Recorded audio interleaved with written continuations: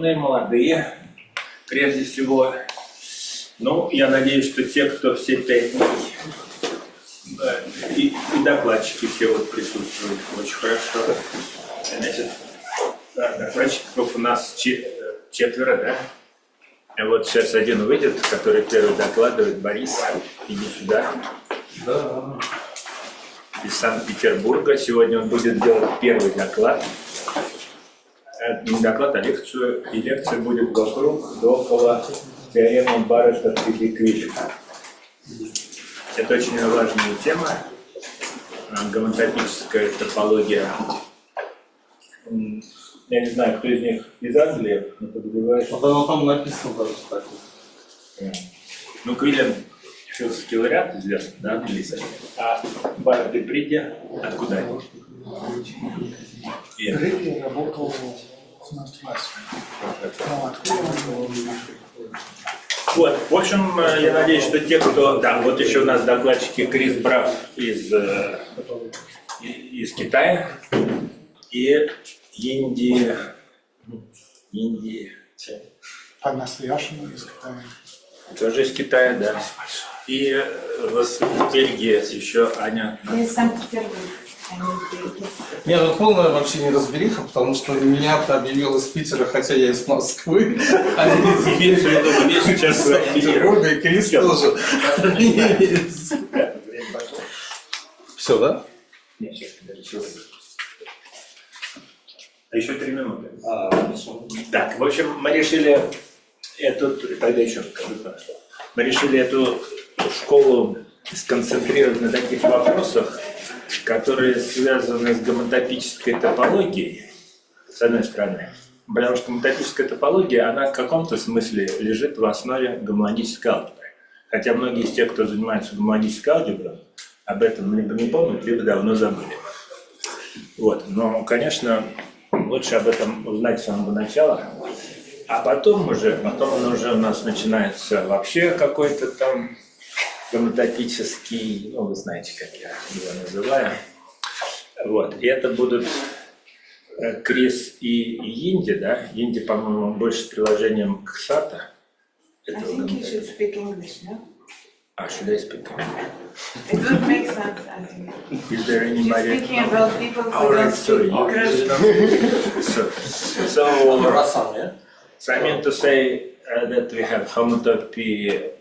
We start with some sort of deep theorem from the homotopy theory, Barrett-Pridy-Quillen theorem, and then because to show that homological algebra is actually based in a sense on the homotopy theory, right? And then this condensed or how it's called, condensed mathematics, is it the right word? What would be the subject of the Chris talk, and also application of this condensed theory to the SATA Grassmannians, which is an infinite Grassmannian, will be given by Yindi Chin, and then more algebraic, geometric application of already of homological algebra will be given by Anna Norskova from Hasselt University. All right, shall we start now? So the first speaker, the first lecturer today is Boris Schroeder from St. Petersburg. Whatever he said about himself, and he will speak about in Russian or in English? Probably in English, as people suggest. In English. There are people. Is there anybody in English there? All right. So is there anyone who doesn't understand or understand? Okay, then I speak English. Okay. Right. Thank you very much for the invitation. So, well, I should firstly tell a little bit about the contents. So then probably what I wrote in the announcement. So actually I wrote it very quickly under the request, and then well, probably I will not manage that. I can tell everything which I announced, but when I was preparing the talk, so when I realized that probably it's too unrealistic, Yeah, so but anyway, what I am going to talk during, at least during the first two lectures and probably part of the third, it's about gamma spaces of Gрэма Sигала, and well, it will be and as application I will get this. I will present the proof of Sигала of Barrett-Friedrich-Williams theorem, but not in this form probably, but as in this form that omega b from this unit union over n over b sigma n is homotopically equivalent to this omega infinity as infinity. In fact, so I will, of course, I explain the meaning of all that, what is written over there. Of course, the same, it's also, as it's written over there, it's also b sigma infinity plus. And also, this actually, yeah, so this is actually plus construction of Quillen, right? Well, actually, in principle, it's possible to talk about this as well. It's also a very nice topic, but I have to concentrate on something because otherwise I don't know about anything. Yeah, so actually this thing, this procedure taken, so this is actually should be thought of as a monoid, but monoid, topological monoid, but monoid which is not connected. Yeah, so this procedure which associates from monoid this omega b m is understood as, is known as group completion. Yeah, so then actually, basically the, yeah, actually, well, in principle you should take also over z, I guess, to be precise. So then, yeah, so there actually the statement is that group completion of this monoid is equal to the plus construction of this not monoid actually. A priori it's not monoid because when you have in, yeah, so sigma n is a group of permutation, yeah, permutation group on n elements. Yeah, so and also it's homotopically equivalent to this omega infinity as infinity, which is understood as limit of omega n as n, where the limit is taken by natural inclusions omega n plus 1 s n plus 1, which are obtained as follows. So then in topological spaces we have a pair of with based points, we have a pair of adjoint factors, yeah, which is top x omega y. So this is left adjoint, this is right adjoint, and this gives me an adjunction morphisms as usual from identity to the composition of omega sigma. And then I can insert this map here in between, and then I get say this map. Well, having in mind that. Why do you call it inclusion? Does it make sense to say inclusion in the homotopic? Well, this is not in homotopic category. Top, it's a category of topological base topological space before I take the homotopic category. This holds on the nose. Yeah, of course you can descend it to the homotopic category, but what I'm talking about now, it's on the nose. So, but also, of course, with based points. Yeah, well, it's, yeah. Yeah, so then anyway, this is a map. We take the inductive limit and then, so, well, a priori, this, and this are three different spaces, and the theorem says that these spaces are homotopic equivalent. And also, well, this, I'm not really, I don't know really much about that, but there is also some complementary part of the story, which is called stabilization theorems, which actually makes it possible to deduce from these theorems, which are something about inductive limits, some statements which may be more attractive for some, finding them. Okay, so then what I'm going to talk, well, in principle I will concentrate on the first statement at the moment, and at least, so this actually I will present the proof of Gрэма Sигала, which is based on gamma spaces. So then I talk about gamma spaces, and today will be about gamma spaces, some sort of introduction, and I recall what all that things is. So then, well, I will use a little bit of category theory, so not anything advanced, but if you, for example, as I said here about that, something like there are a pair of adjoint functors, there are adjunction morphisms, something like left adjoint commutes with all co-limits and right adjoint commutes with all limits. And if you something maybe a little bit more involved, but of that level. So then, if it will be not, if some questions about that stuff, please interrupt me. And Interrupt you. What does B mean? Capital B. No, capital B I will define. It's a realization of it's some realization of corresponding simplicial. Yeah, I will talk about that. Okay, so just in a moment, not a moment, in 30 minutes. Sorry. Yeah, so it was just announcement. So it was not. It's not expected that everything written here is understood at the moment. Yeah. So then, so today will be about gamma spaces. And then, firstly, I recall what the category data is, and then I will talk about actually data space. Data space is much easier to understand than gamma space because the category data is of finite ordinals. It's more familiar than the category gamma. So let me give some motivation. Then, coming with from something like topology or operator theory. So then, if let X be a topological space. Is delta space the same as simplicial? Huh? Delta space is... delta space is something, well, yeah, okay, I don't define, I do, My question is... it's with some additional property. So I will define it, there's no... It's not simplicial. Oh, yes. Yeah, it's simplicial space, it's delta op to top with some plus some property. So then I will give precise definition. Okay? No. Okay. So then the motivation is as follows, that let X be a topological space and that would be H space. So this means actually that we have a map, some mu, from X to X to X, there is some unit which is based point. Well, but basically it's not really the...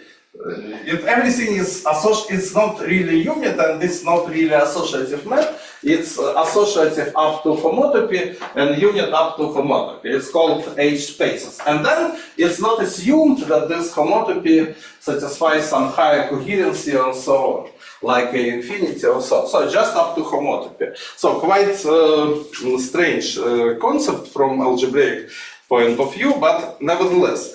Yeah, so the matter is that this H space, it's not necessarily homotopically equivalent to loop space. So assume that it's, well, say connected and so on.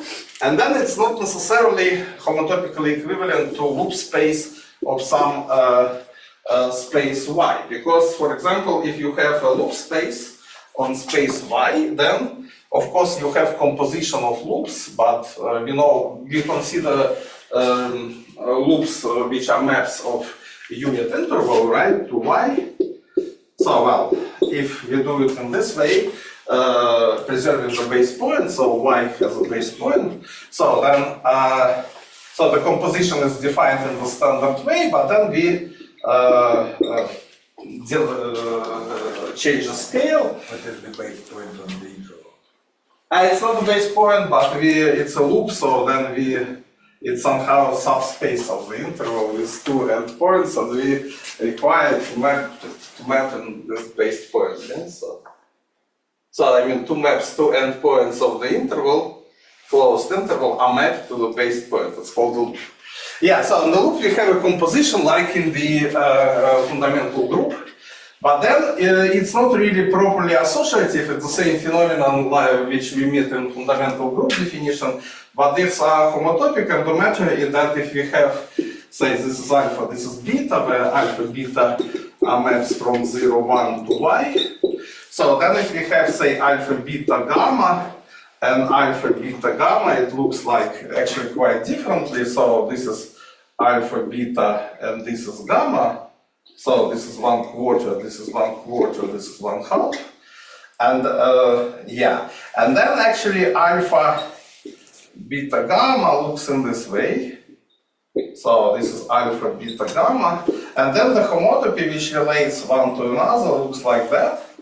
So, well, it's well known. Then actually if we have now 4 compositions like alpha, beta, gamma, and delta, then we have actually 5 ways of parenthesizing it, and it's quite easily can be seen that we can write the next coherence, like, for example, well, actually I have written down here, so then alpha, beta, gamma, delta, let me write it down. Okay, so this is our H, so this is H, this homotopy, which I denote by H. Yeah, so this is alpha, beta, gamma, delta. So this is also a corresponding H. This is what is called here alpha, beta, gamma, delta. Yeah, this is Stashev polyhedron ST4, so which is a pentagon. But let me write it down. So I just alpha, beta, gamma, delta. Yeah, and then so then here and here, right? So here it is alpha, beta, gamma. Does he work for American military? What? Does he work for American military? Well, this I don't know actually. If it's Pentagon. Ah, right. But pentagon is just, I think it's just because the pentagon you mean also is a pentagon as a polygon.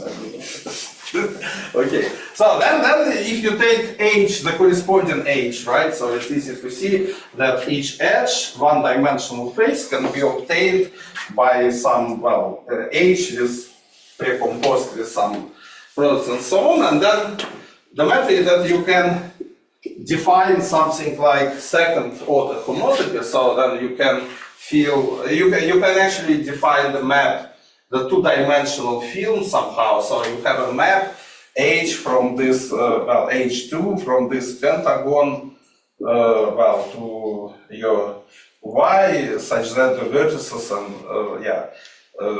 so times probably 0, 1, such that such that all this comes to that compositions and so on. So, well, in principle, you can of course do it further, and then it comes to operatic approach. So then if you will really do all higher homotopies, you get one or another version of operand E1 or A infinity, which is basically the same, one or another model for this operand, and then there is some operatic way to say that. So the matter is that for H space to be connected, to be a loop space, it's not, well, the statement, informal statement that proven by May, Stashev, so a long time ago, that's the statement that you have to have all this higher homotopy, and you have to formulate what this higher homotopy are, define this concept in one or another way, and then the more classically it was defined in operands. So, well, I'm not going to recall about operands, but... May I ask a question? Yes. So H was somehow related to some subdivision of the rectangle, right? That's your picture. H. H? Yeah. Look on your rectangle. It's not, yeah, H is actually, this... May I ask a question? So yes. You see this rectangle, right? So I yes. wonder, for pentagon, it's also subdivision of some poly. No, H is actually, what is H1? This is H, which is H1. It's a map from 0, 1 times 0, 1.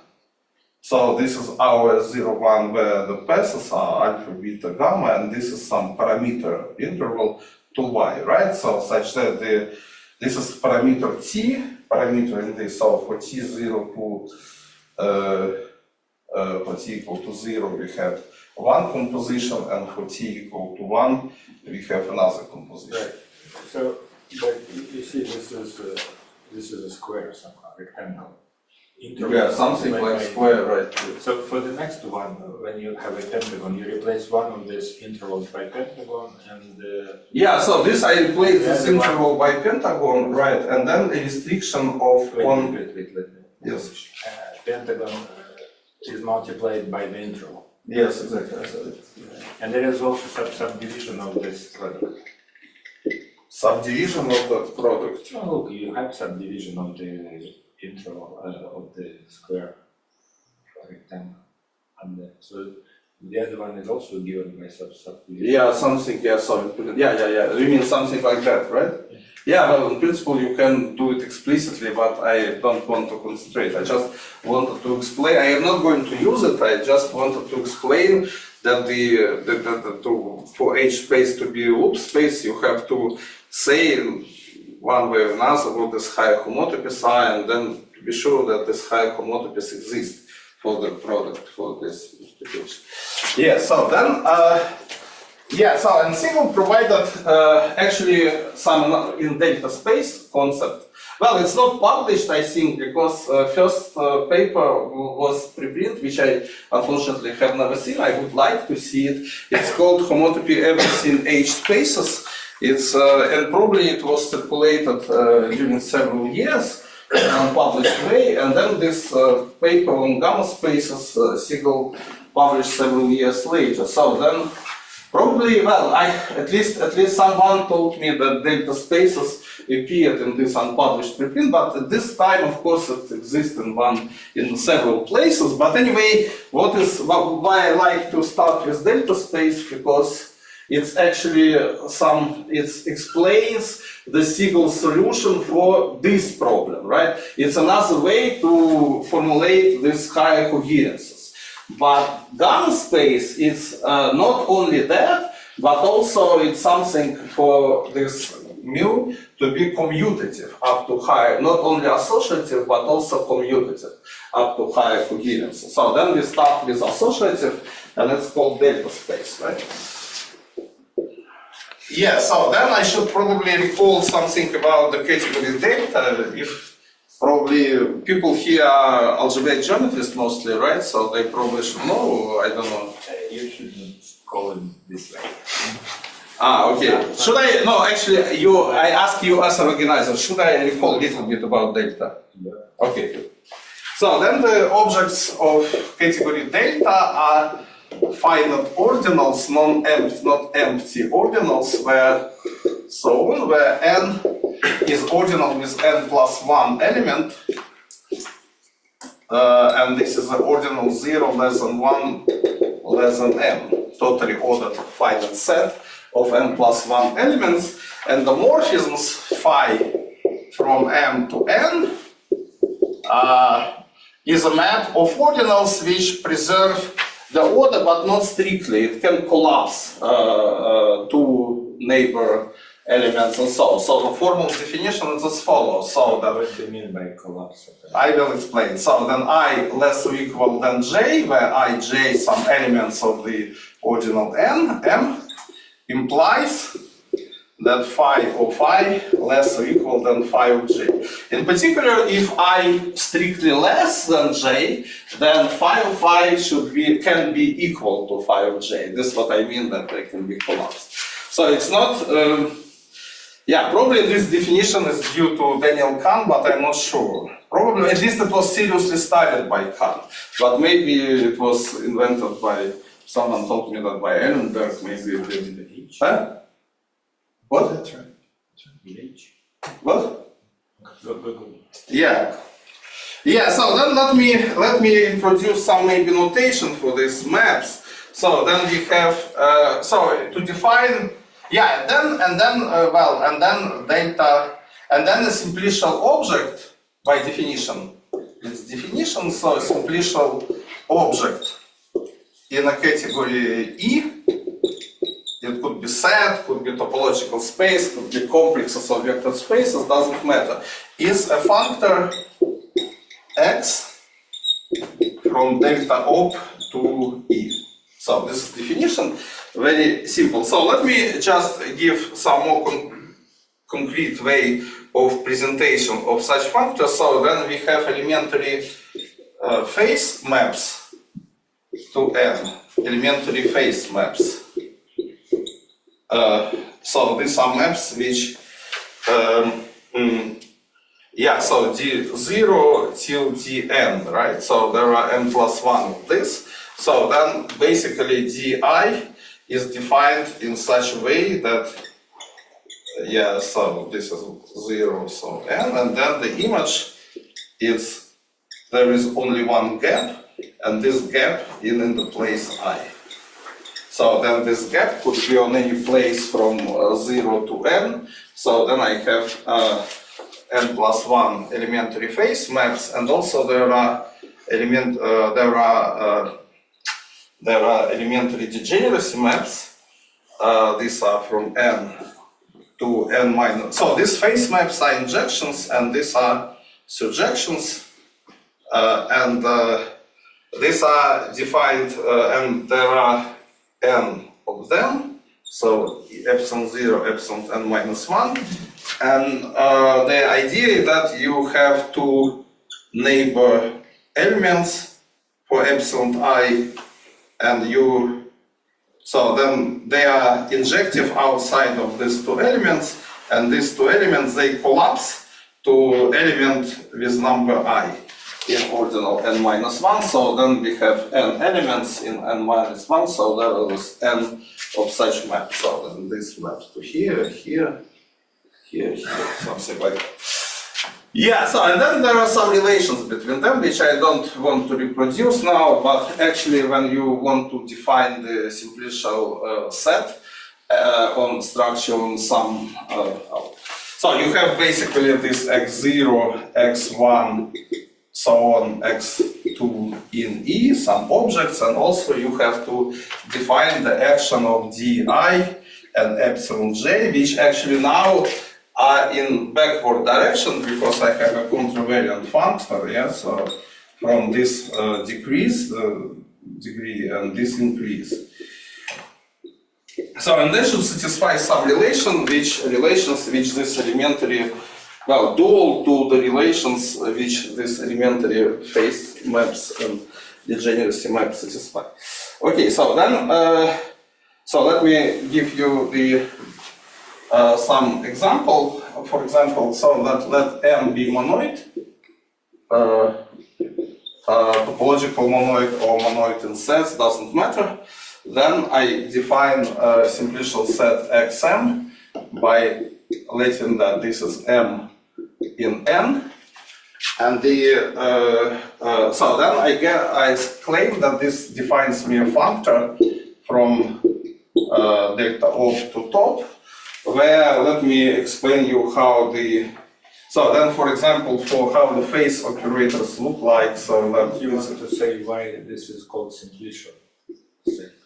Why it's called simplicial? How it's related to simplices. Well, I will talk about that, but I don't really understand explicitly what you mean now. I mean, simplices are about simplices. So because okay, I will if you like, so I will need it. I will need it anyway. So then there is some functor not contravariant by covariant from delta to top, and then n is mapped to delta n. It's standard n-dimensional simplex, which is by definition elements of then elements x0, xn in R n plus 1 plus, so non-negative elements such that their sum is equal to 1. So then, for example, for n equal to 1, the picture is like that, and then you have this delta 1, which is the interval. For n equal to 2, the picture is like that, and this is delta 2. So then,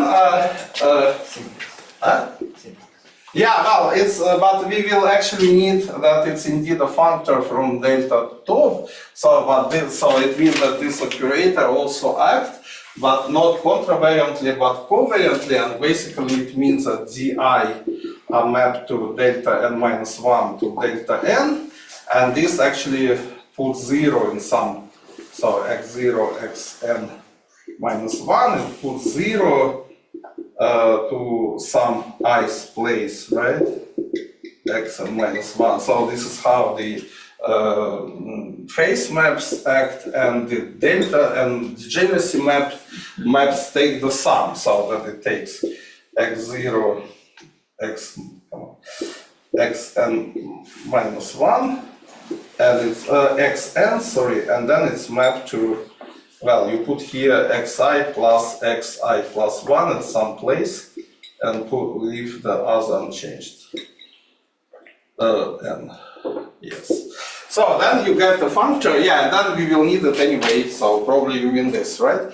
But in principle, the previous concept which people used in more ancient times was a simplicial complex, which meant that you have only phase maps but not degeneracy maps. So you did not allow to didn't allow points in ordinals to collapse. Then you also get something interesting. Well, you can, for example, do you mean that actual simplicial complex is not a simplicial set? It's not a simplicial set, and the difference is that you allow points to collapse. So then you have not only phase maps but also degeneracy maps. And actually, it's quite important because, for example, you cannot model any topological space homotopically by simplicial complex. This is the name, probably common name, I guess. Let me call it simplicial complex. That one. Complex, you mean? Only phase maps, right? Only phase maps. So then it's some topological space which is subdivided into simplicity. That's what you mean. this is actually but then you have not degeneracy maps, and as a result, if you draw some pictures, you will see immediately that not any topological. You can easily find example of topological space which you cannot get as geometrically as you suggest, only with phase maps. But the matter is that if you have also degeneracy maps, then you can get the same homotopy category. This was the original motivation for Kant, I guess. So then you can actually, you can see... Sorry, I didn't understand. The same homotopy what? Category. Which category? Well, you have category top. I mean, very simply, there is this notion of simplicial complex, but these things don't have enough data to describe all homotopy types. That's understood. That he said there is some So, but maybe I will go fast a little bit. Or you want me to... You know that your lecture is 1.5 hours. I know, but yeah, I have 7 pages. no, okay, I can talk about that. Yeah, I just at least, my goal is to talk then about that at least, so maybe not about that, but at the end. And then, well, of course, I'm happy to talk about that thing. So the matter is that you have homotopy category of the stop, but here you should be also quite careful because there are, two ways of defining homotopy category of top, because actually how it's written in, for example, Fuchs-Fomenko book and Gutenmacher, it's what nowadays is known as Strom model structure. So then I mean that you define homotopy relation as real homotopy relation, right? So then you define weak equivalences, I mean, between x and y, such maps in that direction, backward direction, such that fg is homotopically equivalent to identity x, and gf is homotopically equivalent to identity y. So this is called Strom now. Well, because that's a model structure, but it's classical homotopy theory. But actually what people do, and this is very nowadays mostly, and it's actually quite important to mention it for students at least, it's not, and then homotopy category in principle, in this way you define weak equivalences, so then F is by definition weak equivalences if exists such G, such that... I'm sure everybody knows what is a weak equivalence. As its definition, I call such F for which exists G with this property a weak equivalence. And then you can localize this, you can localize top, whatever it means, by these weak equivalences. And this is actually what typically the homotopy...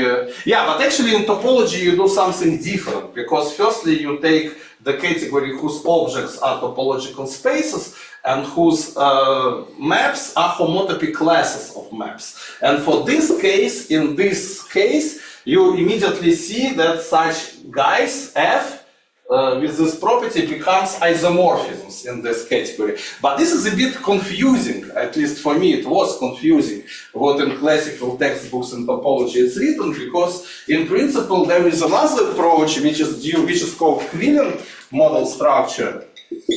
And this is said as follows. So then if you have two topological spaces, a map is called weak equivalences. It's a weak concept. Not in such way, but when, if by definition, if weak equivalence, if pi of x with any point A is isomorphism to pi I of y with coefficient in f of a for any a.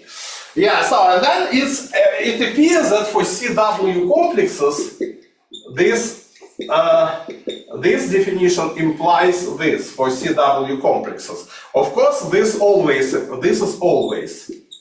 implied that, but for CW complexes also that. It's called Whitehead theorem. But in general, it's another homotopy category because this is really weak equivalences. This is in fact strong equivalence, right? But we still call it. Wait. You call it weak equivalence, but for strong.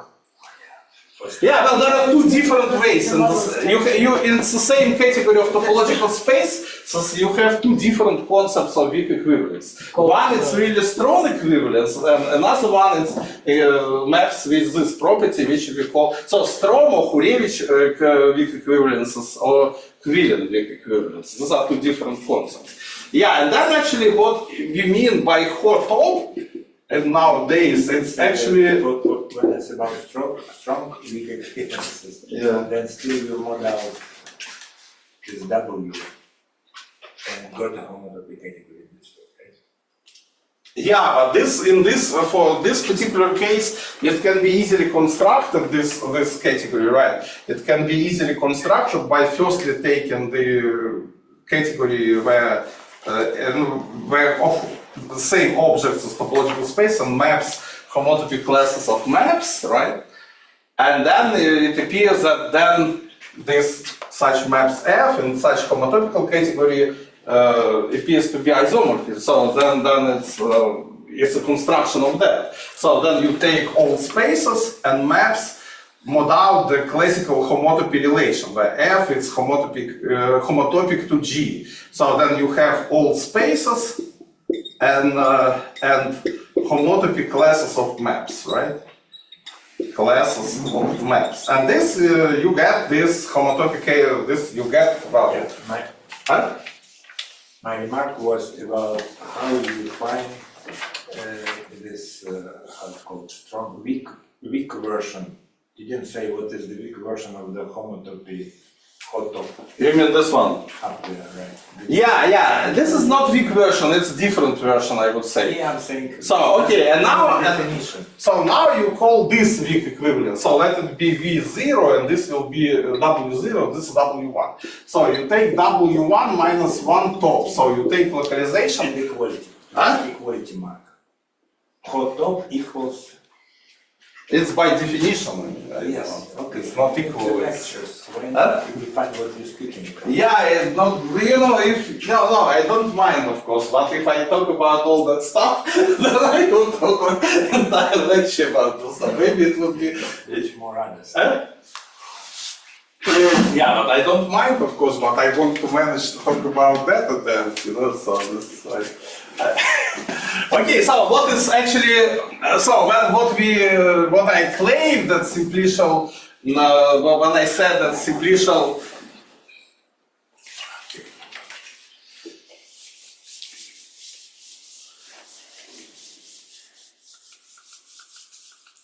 oh, by the way, you have a good whiteboard because one can easily erase because when I was a professor in Belgium during COVID time, I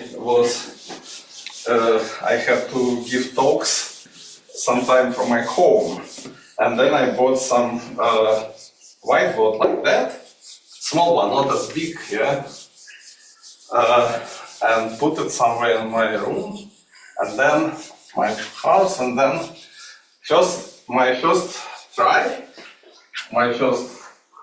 shopping of this whiteboard was very bad because it appears that it was something like bad quality. Then I realized that there are two kinds, at least two, maybe more than two, but some simple ones, they have very bad covering of this slide, and it's very difficult. Then I got another something. Yeah, so you have, I guess, good one. Yeah, so no. Okay, so maybe it's better.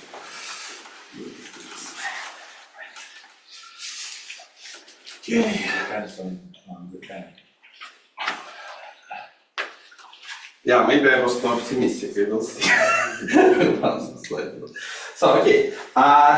Yeah, so what I said that this W1 minus 1 in this notation of top, so which is equivalent homotopy category.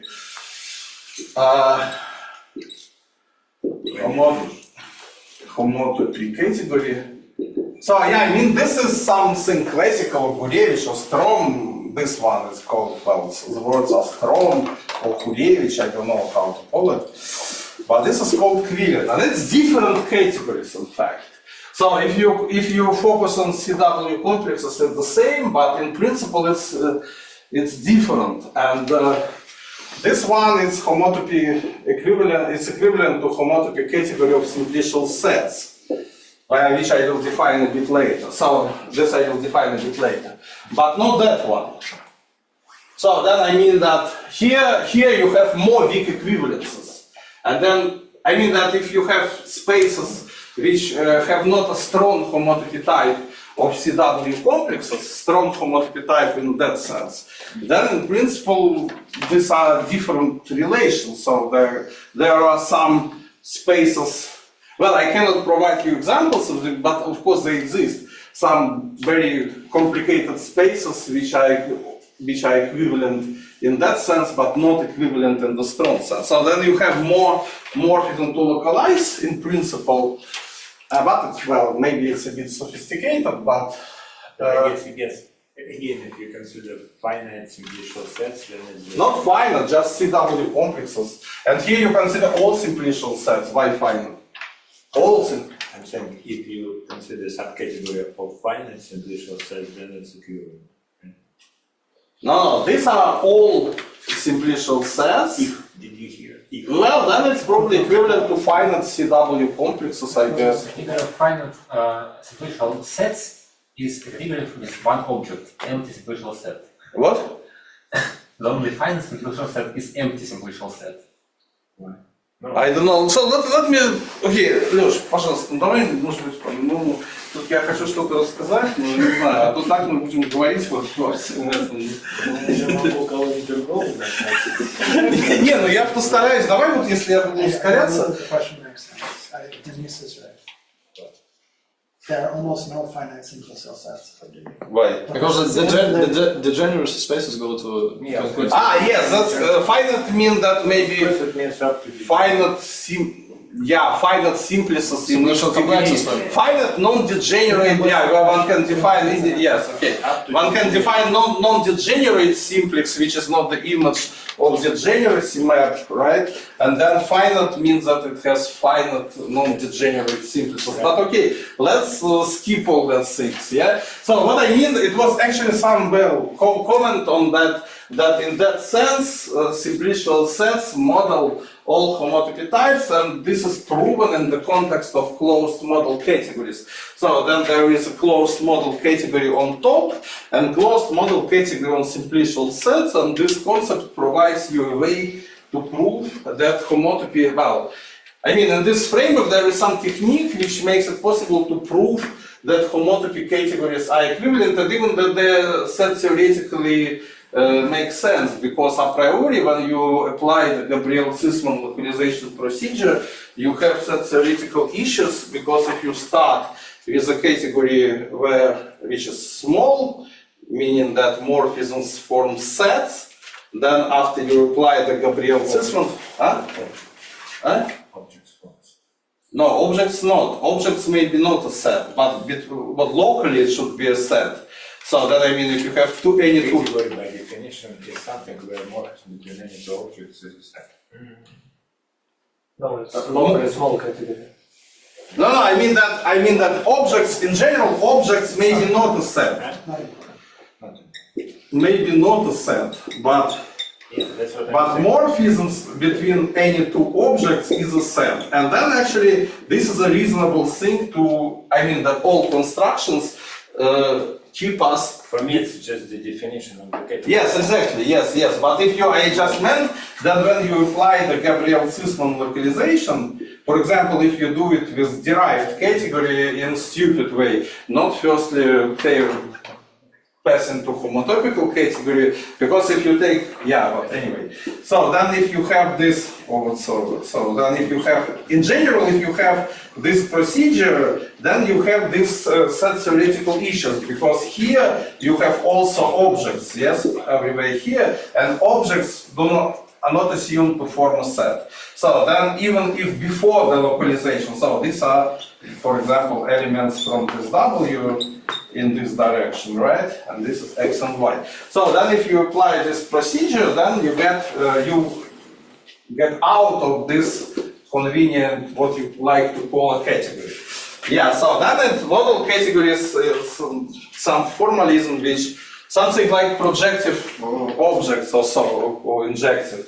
So then you can define homotopic categories such that if you start with a category of that type, so that a category where this is a set, that in the result you get the set after the localization. But okay, let me still go further. So then you get, so this is actually that simplicial sets. They form in that sense all homotopic, they give all homotopy types, cover all homotopy types. But if you consider simplicial complexes, which I would mean by simplicial complexes only degeneracy, only phase maps but not degeneracy maps, then one can easily find the topological space which you can model by this simplicial complex, this homotopy type. And this is actually, somehow the hope was that you can, having simplicial sets, you can actually make topology, I mean, it's hope and 50s probably, completely combinatorial. In particular, you can combinatorially compute all homotopic groups and so on, but in fact, it's not the case, of course. Anyway, so let me go first. So then I wanted to, so then I just say that let me come back to this example. So then if M is monoid, topological monoid or just monoid in sets, then I can define simplicial set delta ops, I call it xm, to top, if it's topological, right?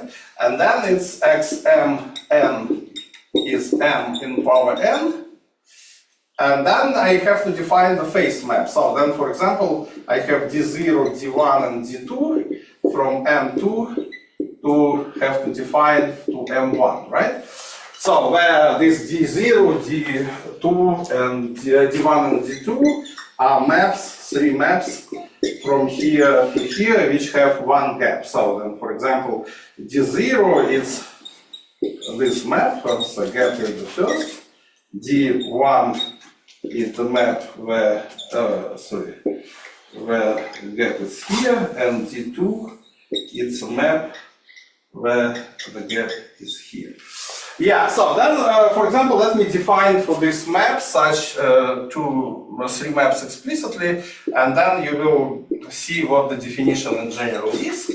So this is M2, D1 of M1, M2 is M1, M2, and D2 of M1, M2 is M1.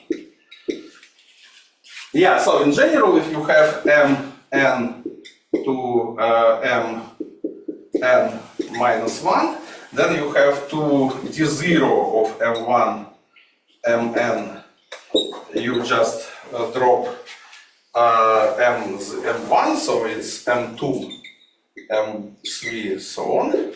Di for I more than 0 and less than n of M1, Mn is, here you have Mi plus 1, and here 1, Mn, and then the last one, Dn of M1, Mn is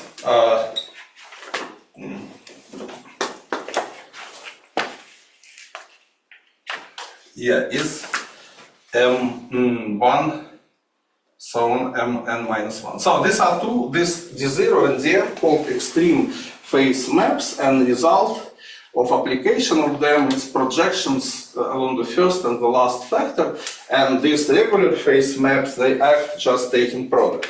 By the way, let me just notice that, for example, if you work in, for example, category like algebras, for example, monoids and vector spaces, then it's quite natural to take, well, if you have algebra, say, then it's natural to take x, a, n, a in power n, right, tensor power n over field. And then this, all these intermediate regular phase maps are defined, but this d0 and dn are ill-defined because you don't have projection. So then you can provide a monoid in so-called Cartesian monoidal category, and then you take, well, I mean that this product is not, it's not categorical product, and this is why you don't have these projections along the first and the last factor. But doesn't matter, just remark. Yeah, so I will need actually this this situation. So let me actually have the following way. So this it's my xm2, right? And then I have xm1 times xm1, which is d0 times d2. Well, in this case, it's just identity, but in general, not. I mean, if you have not this simplicial set, but some more general, which I will come to very quickly in definition of delta space. So this is, in this case, it's identity, and here you have d1, and this, so this is actually d0, d2. And then d1, it's m1, m2, is mapped to m1 product with m2. Yeah, okay, so this actually, this simple picture motivates a general definition of Sigal delta space. And let me give the definition.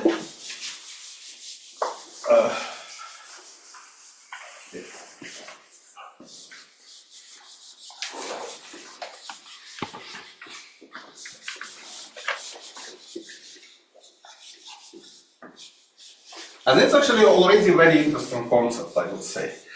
It's something, it's a version, what I'm going to define just now, it's some version of a infinity space, or well, all these covariances which guarantee that monoid is a loop space, right? H space is a loop space.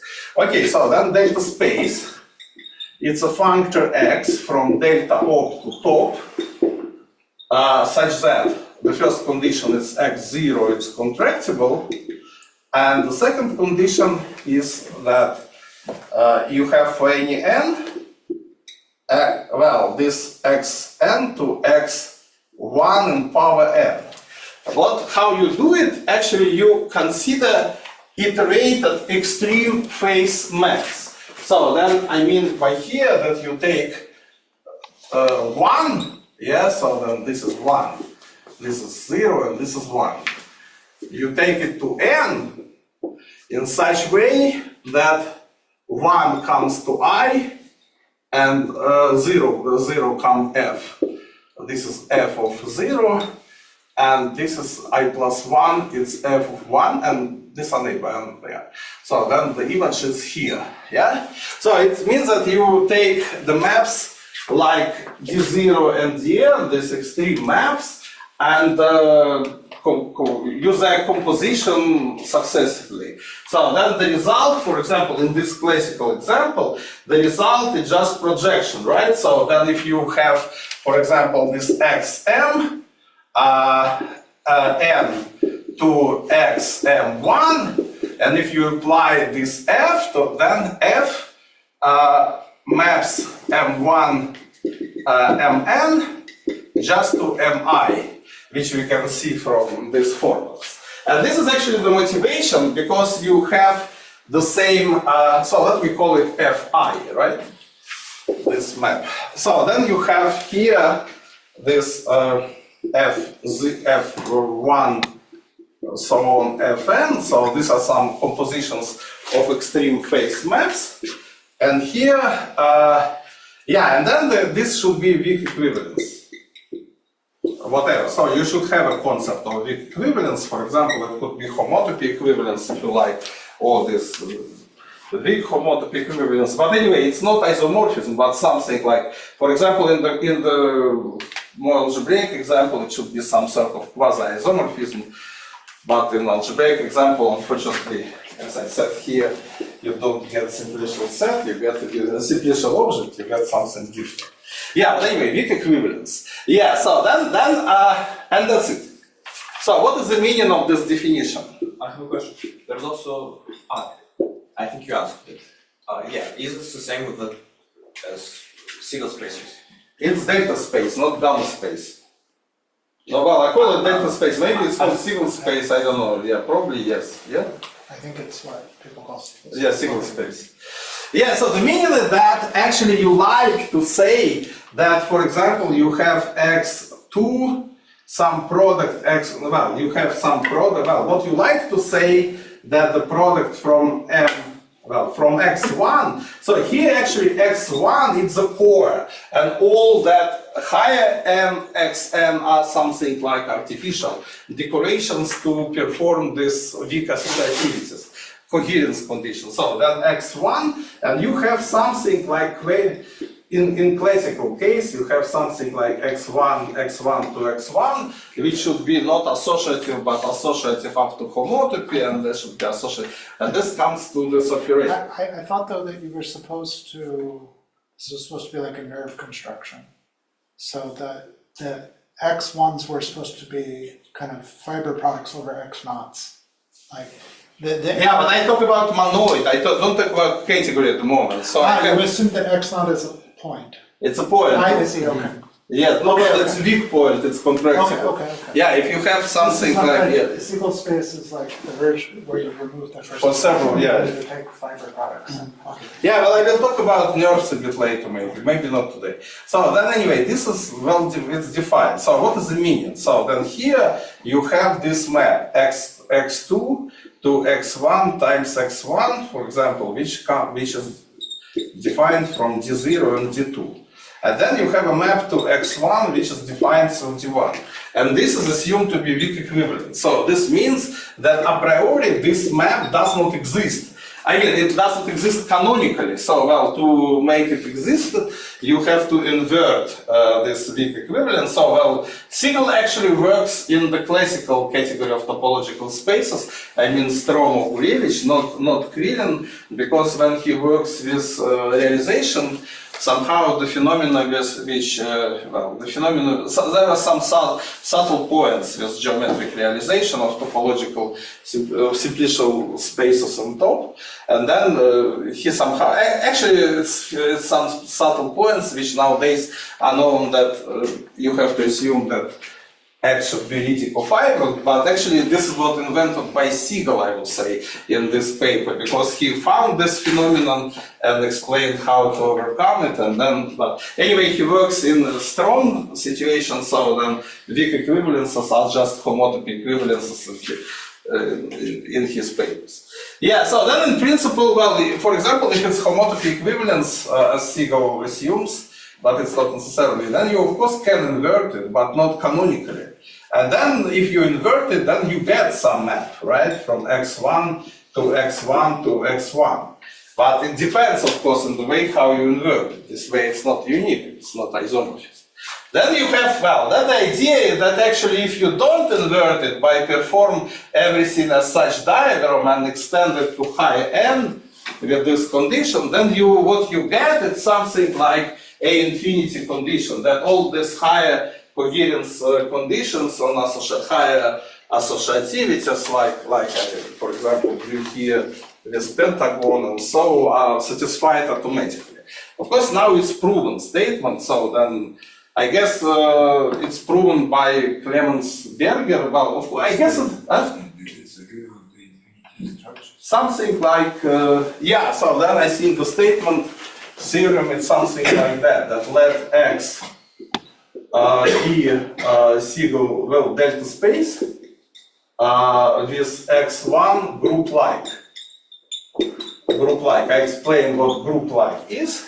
So then I say that you cannot invert it canonically, but if you pass to pi 0 of x1 and all pi 0 of everything, then you can write here pi 0 of x1 from this diagram to pi 0 of x1, here will be pi 0, and here will be isomorphism, right? To pi 0 of x2, and here it's mapped to pi 0 of x1. Just comes from that diagram, so then you have a monoid structure, and you can deduce immediately that this is associative monoid structure on pi 0 of x1, and it may be and maybe not group this monoid. So it's group-like if this monoid on pi 0 has inverse, so then it's called group-like. x1 is group-like. Then, so then such homotopy category, whatever, delta group-like means that pi 0 of x1 is a group. Exactly, yes. So then this this thing which a priori is monoid, it's actually a group. It's exactly that product, yes. Yeah, this is actually quite important because if you have, for example, loop space of y, then pi 0 is always a group, it's fundamental group. So then, but in general, you model it in this way. So then it's homotopy category of group-like delta spaces. It's something whatever. It just maybe vague, vague statement, but something like loop spaces. You can find and this I think, I guess it's due to Sigal mostly, but Sigal did not publish it in this homotopy everything H space as this preprint, but I saw this in paper of Clemensberger, which the paper is on more general things on delta spaces, but in the first section in the beginning he explains why this is true. But anyway, so this is, so let me see. So then I think now I told that is fine. So maybe before talking about gamma spaces, I have to define what a geometrical realization is of simplicial space, and then I formulate some very fundamental result, even in this situation. So you say the homotopy category. No, this is a vague statement, but you can make it precise, but I don't want to make it precise. It's something like homotopically group-like delta spaces. It's the same that loop spaces. Right. So what are maps on the right-hand side? You mean here? Yeah. Well, it just maps of underlying topological space, but let me not, it's just for information. It's not precise statement, let it be not precise statement. Just because, not just compatible with loops, no, it's not a loop factor applied to map. It's just map of underlying topological spaces. Not compatible with the Not compatible, no. Is there a theorem that says if X is a delta space, then XY is group-like? Is a statement being assume X is a delta space, then XY is group-like? No, it's an additional. No, it's an extra condition. So then you have delta space, then to be group-like, it's an extra condition. And then what I said that morally, if you have delta space where x1 pi 0, where x1, which is group-like, which means that pi 0 of x1, the monoid structure is actually a group. This monoid is a group. Then is homotopy equivalent to a loop space, to some loop space? What? Isn't in this case homotopy equivalent to some loop space? If x1 is group-like? Realization, it's homotopy. Really? Yeah, realization. Yes, but it's actually a little bit more complicated, I would say, because it should be. Okay, this is just moral. So then let me not focus on that because I don't want. Because it's not the thing which I'm going to use because somehow the problem with that so let me say. Some problem is that if x1 is connected, that's okay. That's correct. So this is really true, and this can be made precise. So then, so this is the meaning of group-like. Then if you have delta space, which is already also group-like, then it's more or less the same that loop space. Yeah, homotopically. So then now I like to define for any x without any single condition from delta up to say sets, I define the geometric realization. Geometric realization, which is a very important concept, and this will be top topological space. Also, I can take the geometric realization of simplicial object and top, and yeah, in principle it's a general construction. Yeah, the general construction is like that. So then x is some quotient of the joint union of delta n. This delta n, which I define here. Under, so this is topological standard n simplex times xn, and then you take the quotient by equivalence relation. And the quotient is as follows, that for any phi m to n in delta. So then actually this delta is a factor from this one, it's from delta to top. And this x is a factor from delta up to top. So what I'm going to say, or to sets, if you like. So what I'm going to say, it's coend construction. So then if you have, on any category, if you have a factor from some, for example, to some, say, sets, and see one factor x, and one is c op, y, to sets, then you can define something which is called coend. Yeah, which basically means that. So it's what the factor from where? It's a set. It's sort of colimit. It's sort of particular colimit. So let me now explain it. That in this case, so then for any phi of m to n, you take, and for any say t in delta m and x in xn, the relation is as follows: that phi applied to c x is equal to, should be equivalent to t phi upper star applied to x. Right, lower and upper star to, emphasizing that this is covariant and this is contravariant. Yeah, this is a general construction if such colimits exist. So, well, it's called coend, and this is a categorical construction in general, right? So this is a sort of colimit, and one can easily actually define it as a colimit in general. Yeah, so then, and this is, so this is actually important thing.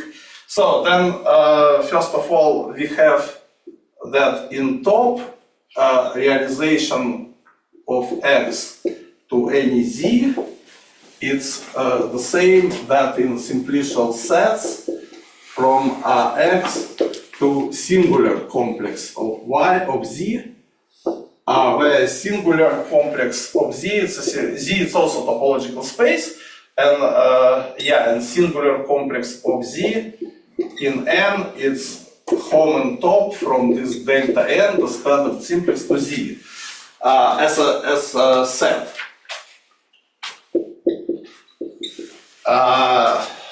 So then as this thing delta n behaves covariantly, then when you take home it behaves contravariantly, and then you get a simplicial set. Yeah, so this means that the conclusion then, that is actually left adjoint, and this is right adjoint. So the conclusion is that x commutes with all colimits. And this is one thing which I am going to use, commutes with all colimits, because it's a general thing that any left adjoint commutes with all colimits, and any right adjoint commutes with all limits, which exist, of course. So then, in topological space, all colimits exist, and then, and this follows it's just a general fact, right? And it follows just from existence of right adjoint. But there is some more complicated story, which I actually going to say, is that actually it's also commutes with finite limits, in particular with products. So this is actually more complicated, and even to prove that it commutes with product, it's actually a very nice combinatorial, I would say, statement. So then in particular, Yeah, so I will explain what it is. It's homeomorphic, actually. It's not homotopic, but homeomorphic. Or isomorphic to x. Y, where x, y is another simplicial set, which is by definition xn times yn. It's a product of simplicial set, and then this operators, phase operators and degeneracy operators act diagonally. Is geometric realization is like some kind of filtered collimator or something? Like, why is it true that it commutes with let's say, products? It's actually a very good question, I would say. I don't know, no, it's not filtered collimator, I would say. Yeah, but it's... Huh? It's like a well-known question. The reason is this is just combinatorics of delta, that's not more. There's no universal categorical interpretation of this fact. Well, but it's a very deep fact. I would say that I guess that there are some toposic or so interpretation, but I don't know this interpretation, but I believe that people very strong in categories could answer this question in more intelligent way. So, but I unfortunately... Already categories for which this statement is not true. Huh? Yes, that's correct.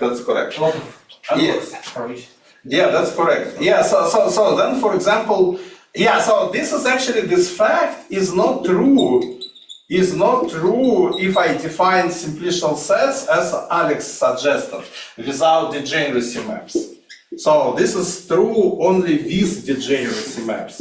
So this is in particular the one of nice feature that you add this degeneracy maps. For example, if you have only face maps, and then say the maximal dimension is some n here and m here, the maximal dimension in face maps, then here the maximal dimension, you will say minimum, I guess, between m and n, right? It's something where if you assume that you have only face maps and only finite dimensions where you have non-empty guys, right? May I ask you, what is x and y? Yeah, well, here it's simplicial sets, but what I say... Not topological spaces. Maybe topological spaces doesn't matter, maybe like that. Yeah, this is true for topological as well, actually. Okay. This is true. What is not true for topological, it's another story, is that if you have a map, this is actually all that stuff about Reedy, so on, covariancy, is the following. So if you have a map from x to y in delta op to top, and then this f, such that fi from xi to yi is a weak equivalence. Or even homotopy equivalence, if you like. Yeah, weak equivalence. So then whether it's true that the map of realizations is a weak equivalence again. So this is actually something which Sigal needs. And this is actually in photopological situation, it's not true in general. And well, in principle, in contemporary language, it should be Reedy covariant, I would say. But I'm not going to say it. Well, I will tell it a bit later what I need, but yeah. Yeah, I mean that this is true for topological as well, but this is true for sets, but for topological it's quite complicated issue. You should impose some extra conditions on x. Okay, so let me so then what I wanted to say here, that if x and y are these guys, then this is true, and this becomes true actually because of existence of phase of degeneracy maps. Because if I have, say, x tilde, y tilde from delta op without degeneracy, call me injective, right? Where I have only phase maps, let me call it like that, to say sets. For example, then the statement like that, it's not true. Here only phase maps. That's by definition. Yeah, so then actually it becomes true just from the existence well, I can talk about that, but it will take time. It's actually a very nice combinatorial explanation. Okay. Yeah, so probably now we are ready to define gamma spaces finally.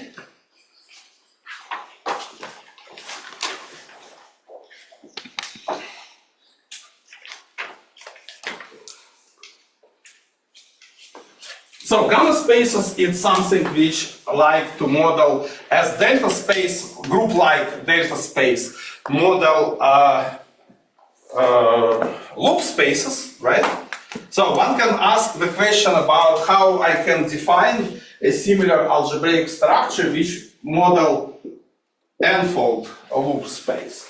Well, this is a very good question which I'm not going to talk about today in this course. It should be, actually it is done, and this should be group like delta n space, theta n space, where theta n is some category such that theta 1 is actually delta, and you can define the higher analysis of this data. But this is not the question.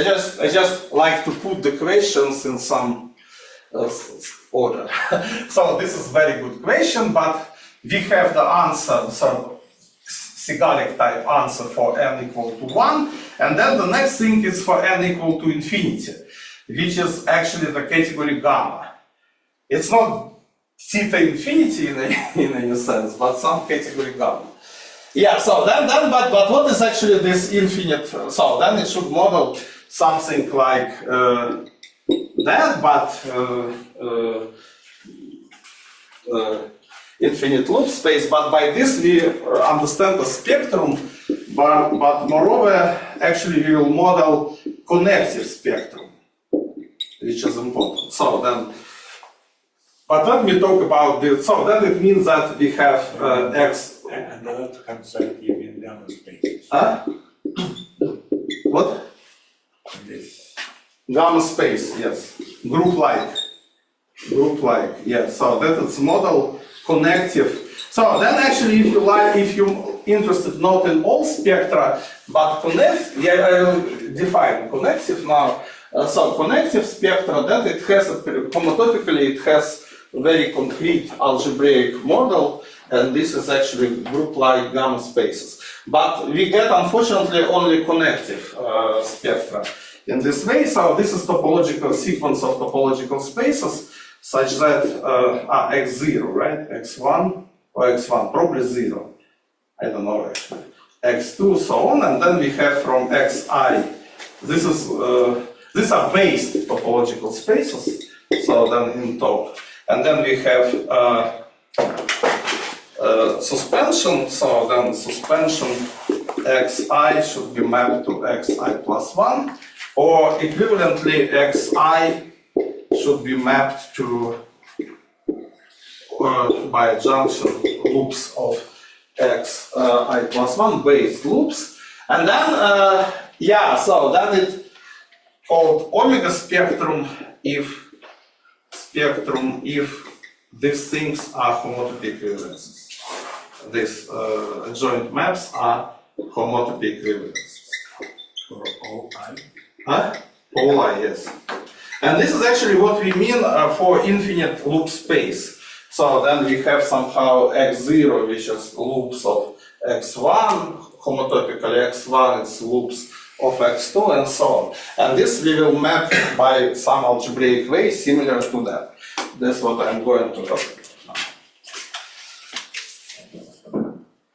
You require the left one. Will it be suspension spectrum equivalence if sigma xi to xi plus 1 is the equivalence? This somehow doesn't, is not meaningful somehow. Yeah, well, that one is. Yeah, somehow actually, yeah, well, it's actually also some homotopical phenomenon because, yeah, well, I will talk about later. So, because actually I think that, I don't know, well, I guess that talking about that more scientifically than to define a model structure on spectra, it's something like boost with left, boost with localization. And then the vibrant objects are exactly this omega spectrum, but I'm not going to talk about it. Okay, so then, yeah, so let me give the definition. Yeah, connective, what means connective? So then we have stable, we have ice homotopy groups, so which is by definition stable, so I cannot, for X spectrum, then this is defined as follows. So then it's lim for n of pi I x pi n of x n plus I. Yeah, so then we using this suspension we have now Sn to xn plus I, then we apply suspension, and then we get suspension Sn to suspension of xn, and this is mapped by structure map of spectra to x. Xn plus I. Yeah, x plus I. You already have n plus I up there. Yes. Yeah, so then it's this is a structure map of spectra, this map. So then I have this composition and make use of the fact that suspension of sphere is here one-dimensional. So then I have this. Lim means colim. Huh? Lim like means colim. colim.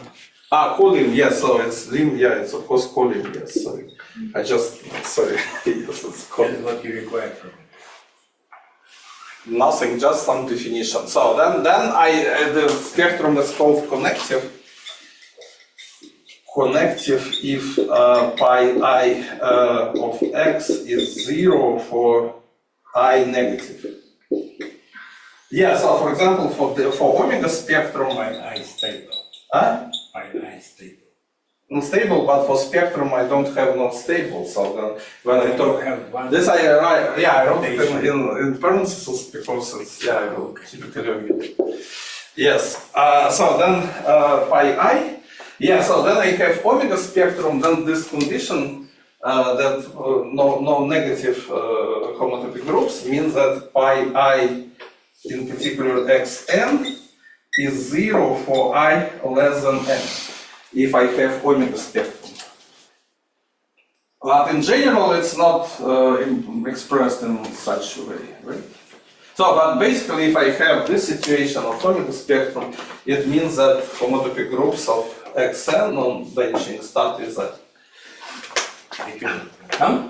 Equivalent. For omega spectrum, it's the same, right? But for general spectrum, it's not, can be not. Yeah, of course, this implies this implies this for general spectrum, but in this way only for omega spectrum. Okay, so let me now define the gamma space finally, because well, I want to manage much more, in fact. Okay, but we will see. With your choice to give 3 lectures. Huh? Yeah, but this, you know, this is actually not for only first lecture. I have the same for second, and for third, I haven't written yet. Yes.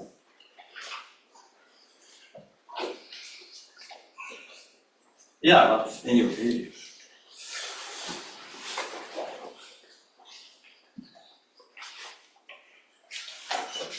Okay.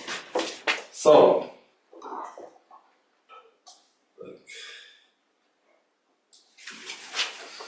Okay, let me talk about the gamma spaces.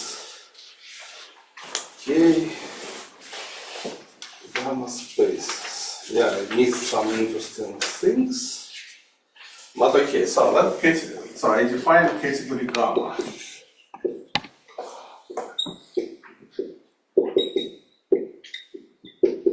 So the objects are 0, 1, 2, so on, where it's not ordinals but just finite sets, where n has n elements, not n plus 1, but n. And it's not an ordinal, it's just a set. In particular, this is an empty set. Yeah.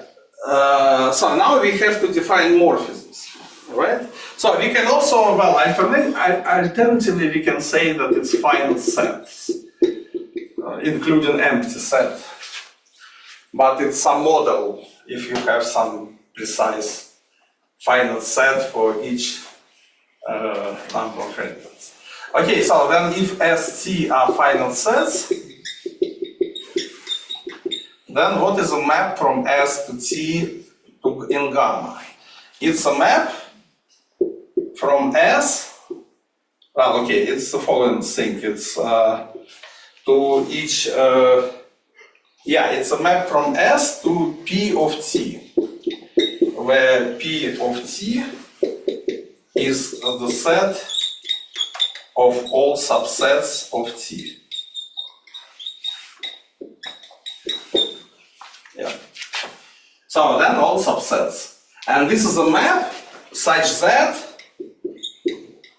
for I not equal to j in S, this is a phi. So phi of I is disjoint with phi of j. So these subsets may be containing more than one element which do not intersect for distinct I and j. This is the definition. So well, it's clear that we can actually compose such morphisms, right? Because if we have S and T, some phi, and then some theta to W, these are finite sets, then I have to define phi theta of I, so it should be a map from S to P of W with this property, yes? So then I have to define that, and I define it in a very simple way. It's a union, actually disjoint union, but let me write it as a union for I in S. No, for I, it's something wrong written here, for I in C. Just a second. For I in phi of for j in phi of E, yes, and here I have theta of j. So then I take actually, somehow I have somehow the picture is like that I have in level S I have some elements. So here on level T I have several elements. This is a subset. So then on level W, each element produces its own subset, and they are all disjoint. And then I take the union of all elements of these subsets. Clear? So then, so fine. So then actually gamma op, the opposite category, has something different. Can be defined in some quite different way. Its objects are some guys like 0 plus, 1 plus, 2 plus, so on, where n plus is based sets of these some fixed element and n other elements. So then in particular 0 plus has one element set. It's not the same that 0 underline. And then the maps from n0 to n plus to m plus are maps of based sets. And that's it. No other conditions. Just maps from based sets. So I claim that this, so it means that it maps this distinguished element to distinguished element, but some other elements also can be mapped to this distinguished elements. So then I claim that this is equivalent. So let me firstly mention that I do not assume that here in this definition that you not assume that union for all I in S, here phi of I is entire T. I don't assume it. So for example, it could be even empty subset for any I. So the empty subset is the only subset by which they can intersect, right? So then in principle, it's also a morphism. If for each I, it's an empty subset. It's okay. So then in principle, in general, I don't assume that in union, So this phi of I do not intersect for different I and j, and it's not assumed that in union they give entire T. Yeah, so well, it's easy how to come from one to another. So assume I have here, so then I have some map. This is a base set, and this I have some map like that, for example. Yeah, so then I can take, well, and here also, it might be empty preimage. So then this is a map P, pi from n plus to m plus. Then I can define phi, depending on pi, from n to n. So here I take only not marked, not based elements, right? So this n on objects is an assignment of non-based elements of the set n plus. And then I take the preimage, so phi of p of I, it's actually pi minus 1 of I, and that's it. So then if I take the preimage, then I have some subset in M, not containing the base point, right? And the union, of course, they are disjoint, but the union of these preimages, it's not necessarily entire M, this subset of not based elements, just because several elements can be mapped to the based point, right? So these categories actually are dual to each other. And what is also important, and probably that's the last thing, unfortunately, which I can say that today, is that we have an embedding of data to, not embedding really, it's not correct to call it embedding. Morally it's embedding, but we will see that in principle for n equal to 0 it's not embedding. So from well, delta to gamma. This is very nice. So then actually, then n on objects n is mapped to n. So this is n plus 1 elements, here I have n elements, and if I have an ordinal 0, 1, 2, n, well, in data, yes, so then this element n and element set, it's actually the elementary intervals, where by elementary interval I mean this, well, pair I plus 1, right, in n. So then I have actually n elementary intervals. So then actually this functor assigns to an ordinal n the set of elementary intervals, and if I have a map in delta from m to n, in delta, yeah, then it actually defines something on elementary intervals, of course, but of course the some of them could be mapped to empty stuff and that, something like that. So then actually I just say I take i's elementary interval and just it's mapped to something. It is some subset of elementary intervals in n, and this is actually the same, this subset which I assign to a map, well, phi, let's say phi, and then I assign to it, well, I don't know how it's called, let me be phi tilde, from m plus to, m to n.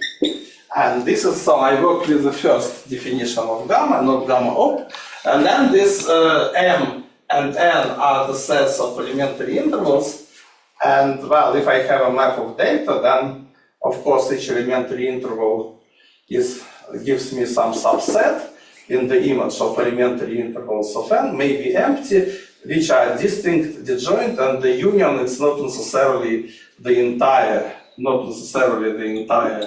set of elementary intervals, because some first part and the last part may be out of the image, right?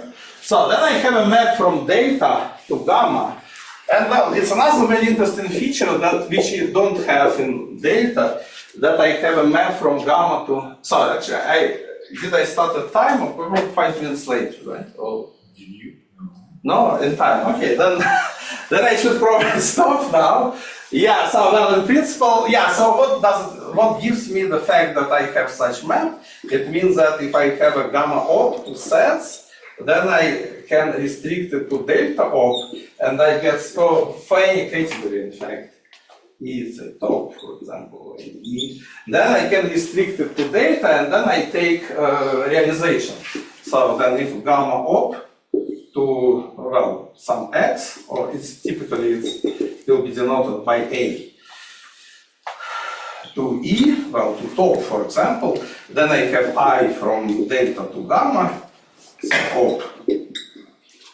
And then I can consider the pre-image, well, I upper star IA, it's a map from delta op to this category E, and then I can define realization of gamma as realization of this I star A, as simplicial set. But what is very nice here is that I can in fact iterate this procedure.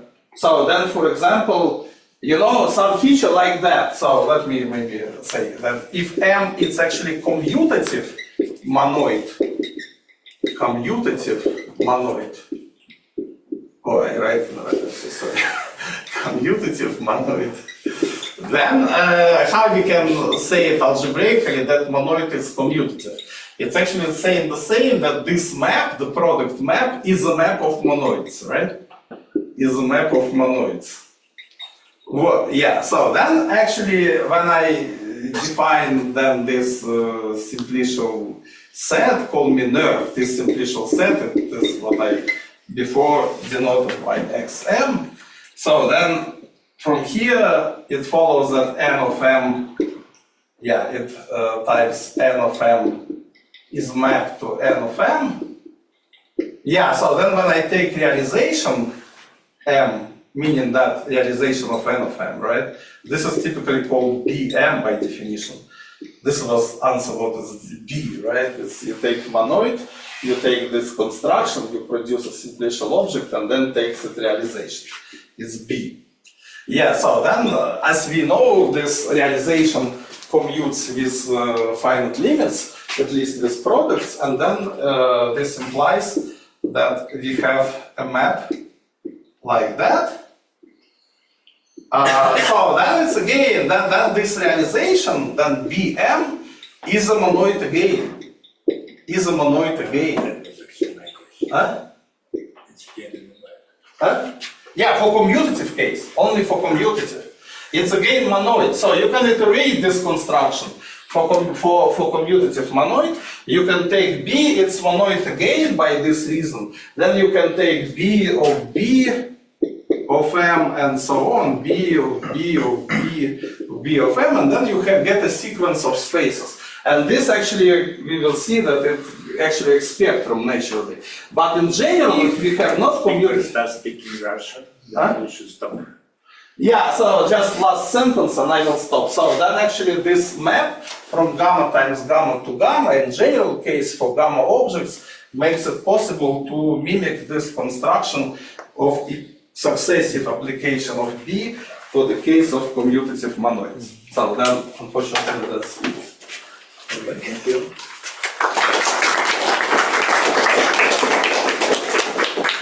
Now, questions. Once again, how gamma does mimic this this thing with how classifying speech? Yeah, actually I wanted to talk about that, but the time was out. It's a long question, or not? Huh? It's probably a long question, or not? No, it's not long. It's not long. Really, look, we define that in a simple way that n times n is mapped to mn, so mn.